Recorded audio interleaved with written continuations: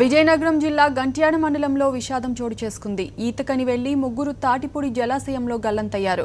వారిలో 2 యువతులు, 1 యువకుడు ఉన్నట్లు తెలుస్తోంది. పూర్తి సమాచారం మా కరెస్పాండెంట్ ఈశ్వర్ అందిస్తారు. ఈశ్వర్, చెప్పండి, గల్లంతైన వారి డీటెయిల్స్ ఏంటి, పోలీసులు ఏమంటున్నారు?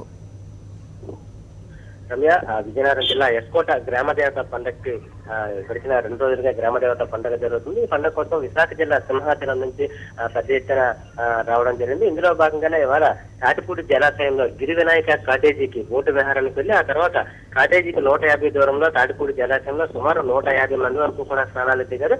వాస్తవానికి గిరి వినాయక కాటేజీల దగ్గర రిజర్వాయర్ ప్రాంతంలో చాలా ఎక్కువ లోతు ఉండడం వల్ల స్థానికులు ఎవరు కూడా ఏ విధమైన హెచ్చరిక బోర్డులు కూడా లేకపోవడం వల్ల విశాఖ జిల్లా నుంచి వాళ్ళంతా కూడా అక్కడ స్నానాలకు దిగడం జరిగింది. వీళ్ళు ఒకే కుటుంబానికి చెందిన 7 స్నానాలకు దిగా వీళ్ళు 3 గల్లంత అవడం జరిగింది.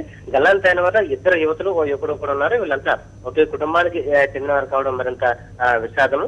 దాదాపు ఎస్కోటతో పాటు చుట్టుపక్కల ఈ గడిచిన 2 రోజులుగా గ్రామదేవత పండుగ సందర్భంగా పెద్ద ఎత్తున వివిధ ప్రాంతాల నుంచి వచ్చినటువంటి బంధువులంతా కూడా దగ్గరలో ఉన్నటువంటి రిజర్వాయర్ ను బోటు షికారు కోసం వెళ్లడం జరిగింది. అందులో భాగంగానే ఈ విషాదం చోటు చేసుకుంది. Ramya, right, okay, thank you Eshwar.